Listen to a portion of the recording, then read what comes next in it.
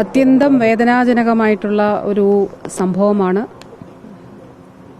ഇന്നലെ കുവൈറ്റിൽ ഫ്ളാറ്റിലുണ്ടായ തീപിടുത്തത്തിൽ മലയാളികൾ ഉൾപ്പെടെ നിരവധി ആളുകളാണ് മരണമടഞ്ഞത്. സഹിക്കാൻ കഴിയാത്ത അതിതീവ്രമായിട്ടുള്ള ദുഃഖമാണ് ഓരോരുത്തർക്കും ഓരോ കുടുംബങ്ങൾക്കുമുള്ളത്. പത്തനംതിട്ട ജില്ലയിലാണ് ഇപ്പോൾ നിലവിൽ ഏറ്റവും കൂടുതൽ ആളുകൾ ഈ ഒരു ദാരുണവും നിർഭാഗ്യകരവുമായിട്ടുള്ള സംഭവത്തിൽ മരണപ്പെട്ടിട്ടുള്ളത്.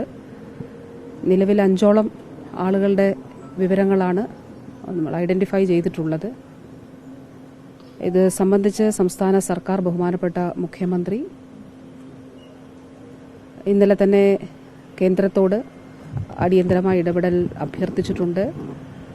അതുകൂടാതെ നോർക്കയുടെ എല്ലാ സംവിധാനങ്ങളും അവിടെ പ്രവർത്തിക്കുന്നുണ്ട്.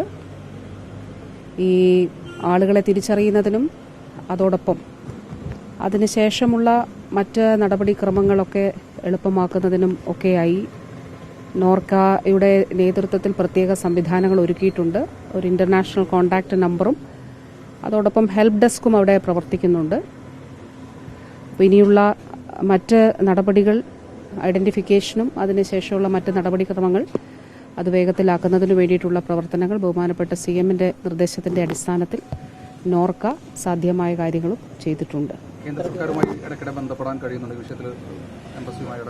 സംസ്ഥാന സർക്കാർ കാര്യം ചെയ്യുന്നുണ്ട്. ഇന്നലെ CM തന്നെ നേരിട്ട് ആശയവിനിമയം നടത്തിയിരുന്നു, കത്തയച്ചിരുന്നു. അതിനുശേഷം നോർക്ക വഴിയായി എംബസിയുമായിട്ടും ആശയവിനിമയം നടത്തിക്കൊണ്ട് അതിന്മേലുള്ള നടപടികൾ സ്വീകരിക്കുന്നുണ്ട്.